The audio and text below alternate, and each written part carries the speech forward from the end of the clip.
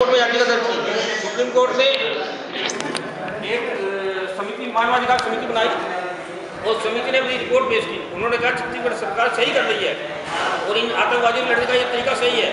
और ये मिशनरियों की, ये जो नक्सली आतंकवादी है, माओवादी है, इन्होंने हर गांव से, हर घर से एक लड़का या लड़की लेते हैं, लड़कों के साथ बलात्कार करते हैं और उनका धर्म भ्रष्ट भी करते हैं। ये रिपोर्ट में लिखा हुआ है, उनका धर्म भ्रष्ट भी करते हैं। ये उनको उनकी धार्मिक आस्थाओं को चोट मारते हैं। वो चोट क्या है? इनको गाय का मांस खिलाया जाता है, वहाँ पर जबरदस्ती गाय का मांस खाने को मजबूर किया जाता है। उसके बावजूद भी सुप्रीम कोर्ट के जज बी सुदर्शन रेड्डी और SS निज्जर ये फैसला देते हैं कि सलवा जुलूम को खत्म कर दिया जाए, इनको गाँव में लोगों गाँव में भेजा जाए, इनको कोई सहायता नहीं दी जाए। और गाँव में जाते ही साथ 100 गाँव वालों को उन्होंने बंदी बना लिया, अपहरण कर लिया, उनकी हत्या करनी शुरू कर दी। जबकि सुप्रीम कोर्ट के जजों की रिपोर्ट में था कि उनको पूर्ण सुरक्षा दी जाए। कहाँ की सुरक्षा है वो जब उनकी हत्या हो रही है? सुप्रीम कोर्ट अपने खुद के आदेश किया और क्या खुलेआम देख रहा है, सरेआम देख रहा है। यहाँ एक आतंक का राज पूरे देश में छाया हुआ है, पूरा आतंक का माहौल छाया हुआ है और हम आप लोगों के बीच में आए हैं कि इस आतंक के राज से निजात मिले। जो पूरा मिशनरियों का आतंकवाद चल रहा है या देश में, इस देश को टुकड़े टुकड़े करके पूर्वी और पूर्वोत्तर भारत को एक अलग ईसाई देश बनने की साजिश चल रही है। सोनिया गांधी उस साजिश में शामिल रही है। अलग तेलंगाना भी उसी साजिश का एक अंग है। ये बात तेलंगाना वाले मसले पर अपने गृह मंत्री जी ने बोली, ये बात मनमोहन सिंह ने बोली, ये बात किरण कुमार रेड्डी ने बोली कि तेलंगाना बनने पे यहाँ मिशनरियों का जो आतंकवाद है, नक्सली आतंकवाद है, ये आतंकवाद बढ़ेगा। किंतु सोनिया गांधी की जीत के कारण एक ही सुनिए तेलंगाना को बनाया गया। कुछ लोगों ने, कुछ हिंदू संगठनों ने इस मामले में अपनी आंखें बंद किए हुए हैं। उन्होंने ईसाई आतंकवाद जो अमेरिका का आतंकवाद है उसके प्रति अपनी आंखों को बिल्कुल बंद किया हुआ है। ये एक बहुत बड़ा देश के लिए खतरे की बात है। और हम ये चाहते हैं कि जैसे श्रीलंका भी हमसे बड़े आतंकवाद से जूझता रहा। इफ्ते का जो आतंकवाद था वो भी चर्च का आतंकवाद था, मिशनरियों का आतंकवाद था। प्रभाकरण एक ईसाई था, एंथोनी उसका लड़का था जो मारा गया, उसके नाम से आपको पता चल जाएगा ये कौन था। इन लोगों ने पूरा श्रीलंका को आतंक के साए में रखा हुआ था और इस आतंक के साए में उन्होंने कई बार शांति वार्ता की, नारे के साथ शांति वार्ता हुई। इन सब वार्ताओं के बावजूद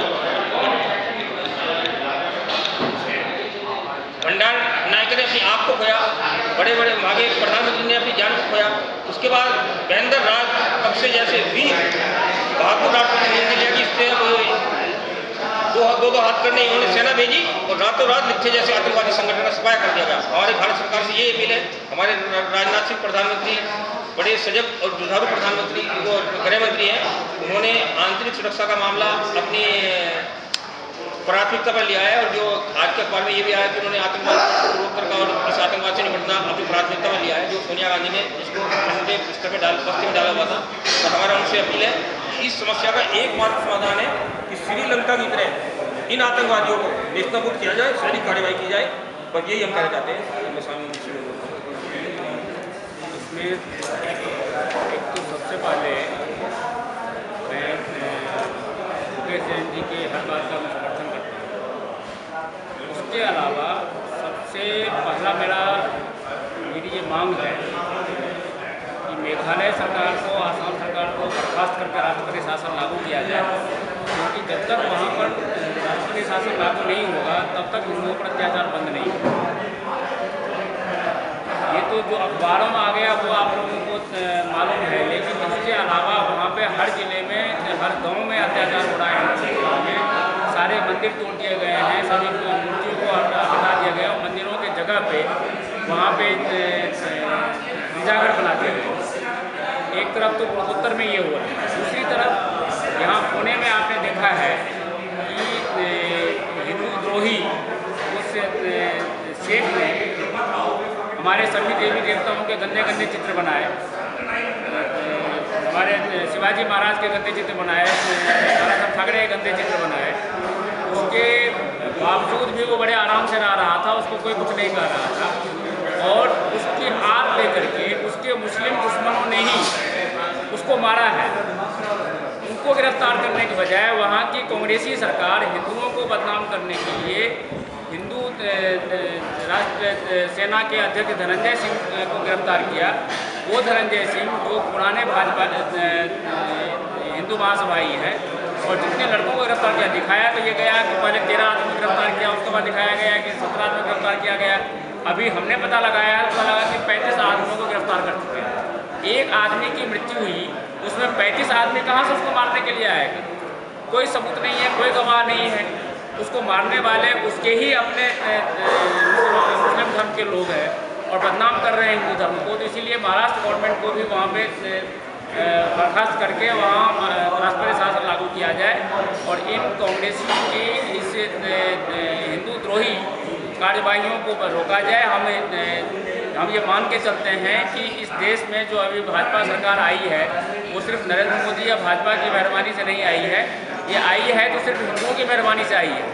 यदि हिंदुओं की मेहरबानी से नहीं आई हुई होती तो इतने भाजपा ने मुसलमान लड़ाई, यहाँ तक कि शाहनवाज हुसैन तक नहीं जीत सका, वो भाजपा ही था।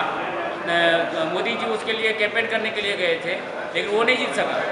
आप ये देख लीजिए कि जहाँ जहाँ मुसलमान खड़े हुए अधिकतर मुसलमान हार गए क्योंकि उनको हिंदुओं ने नहीं चाहा। वो इस देश में राज वही करेगा जिसको हिंदू चाहेंगे और इस जो राजा जो प्रशासक हिंदुओं के हित की बात करेगा वही इसमें आगे बढ़ पाएगा और वही इसका शासक बन पाएगा। मैं महाराष्ट्र सरकार, मेघालय सरकार और आसाम सरकार की बर्खास्तगी का मांग करता हूँ और वहाँ पर राष्ट्रपति शासन लागू करने का मांग करता हूँ। यदि किसी कारणवश कांग्रेसियों की तरह ये भी यदि ईसाई और मुस्लिम तुष्टीकरण में लग गए तो हम लोग ज़बरदस्त आंदोलन करेंगे इन तीनों राज्यों में और उससे भी नहीं हुआ तो राष्ट्रव्यापी आंदोलन करेंगे। हिंदुओं की सुरक्षा से हम लोग कभी भी समझौता नहीं कर सकते।